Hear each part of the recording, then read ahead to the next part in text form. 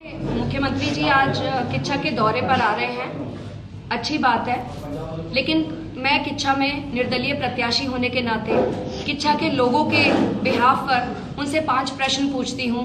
पहला प्रश्न ये है कि आपने किच्छा के विकास के लिए क्या कार्य किए? चुनाव से 1 महीना पहले डिग्री कॉलेज, पॉलिटेक्निक, सड़कों का, ट्रांसपोर्ट नगर का लॉलीपॉप पकड़ाने का क्या औचित्य था? उसमें आपने क्या कार्रवाई करी? और ये सारे विकास कार्य आपको 6 महीने, 1 साल, 2 साल पहले क्यों नहीं नजर आए? इस समय करने का क्या मकसद है?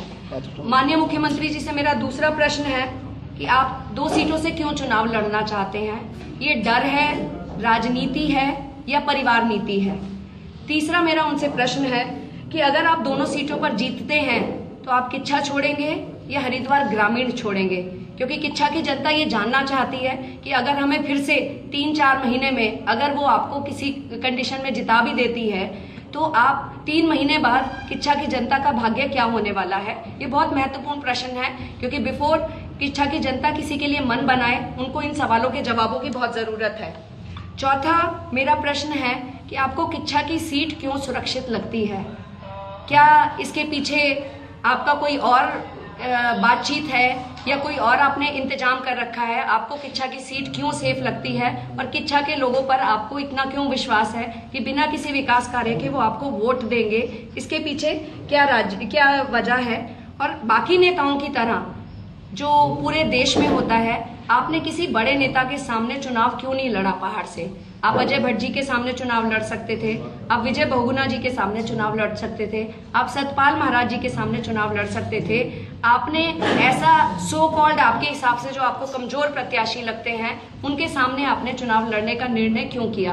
क्या आपको खुद स्वयं को आप जिताऊ नहीं लगते हैं? क्या आपको खुद पर भरोसा नहीं है या आपको पार्टी के किसी कैंडिडेट पे भरोसा नहीं है? आपका कहना है कि 2.5 साल से किच्छा के लोग हमें अनगिनत चिट्ठियां लिखते थे, तो अगर आपके पास 2.5 साल से इतनी चिट्ठियां आ रही थी तो किच्छा के जो बेचारे प्रत्याशी इतने समय से तैयारी कर रहे थे, हरीश बनेरू जी कितनी भूख हड़ताल पर बैठे आप सबको पता है, वजन उन्होंने अपना आधा कर लिया। मानवेंद्र सिंह जी ने 7-8 हजार लोगों के साथ में कांग्रेस ज्वाइन करी। सुरेश गंगवार जी इतना उन्होंने विकास कार्य, बड़े बड़े कार्यक्रम करे।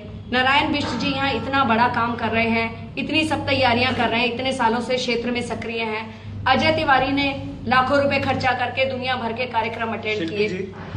मैं 1 मिनट कंप्लीट करूं। आपने इन सब प्रत्याशियों को क्यों धोखा दिया, उनको क्यों अंधेरे में रखा और इस तरीके का निर्णय करके आपने कहीं ना कहीं उनके हकों पर डाका डाला है?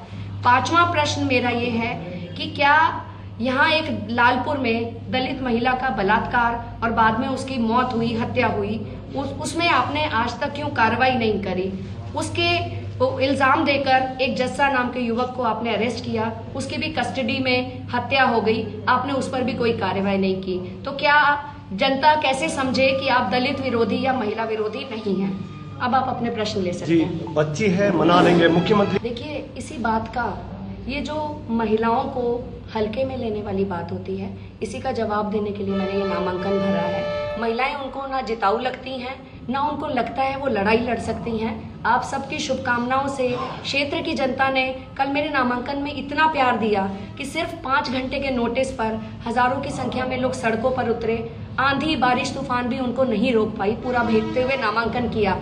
ये जो हल्के में लेने वाली मानसिकता है, ये कोई परिपक्व बयान नहीं है कि बच्ची है मना लेंगे। राजनीति में कोई बच्ची, कोई माता पिता नहीं होते हैं। राजनीति में एक आप सपोर्ट करते हैं या विरोध करते हैं, बीच का रास्ता कोई नहीं होता है। अगर आपको मेरे से सपोर्ट चाहिए तो बच्ची समझ के नहीं आइए। आज की डेट में ना वो मुख्यमंत्री है ना विधायक है। मैं भी उम्मीदवार हूं और वो भी उम्मीदवार है। हम एक बराबर के लेवल पे बात कर रहे हैं। मैं कोई 44 साल की हूं, मैं कोई 15 साल की बच्ची नहीं हूं जो लॉलीपॉप पकड़ा के मुझे बिठा दिया जाएगा कि आप लॉलीपॉप पकड़िए और बैठ जाइए। ऐसी लॉलीपॉप मैं 5-10 साल से सुन रही हूँ और इस बात को मैं बहुत ही, मेरे लिए कोई आसान कदम नहीं था। आप लोगों को खुद ये सोचने वाली बात है कि मैंने किसी भी पार्टी को ज्वाइन नहीं किया, किसी का सिंबल नहीं लिया, क्योंकि मुझे सबका समर्थन चाहिए। ये शिल्पी की अरोड़ा की आवाज नहीं है, ये हर महिला की आवाज है और हर राजनीतिक दल के, सिर्फ कांग्रेस नहीं, भाजपा के भी हर राजनीतिक दल के उस कार्यकर्ता की आवाज है जो कि पूरा संघर्ष करते हैं। और जब जिसको टिकट नाम की टिकट बांटने की बताती है या कोई पद देने की बात होती है तो अपना भाई भतीजावाद देखा जाता है। ये लड़ाई उन सब की है और इस लड़ाई को मैं लड़ती रहूंगी।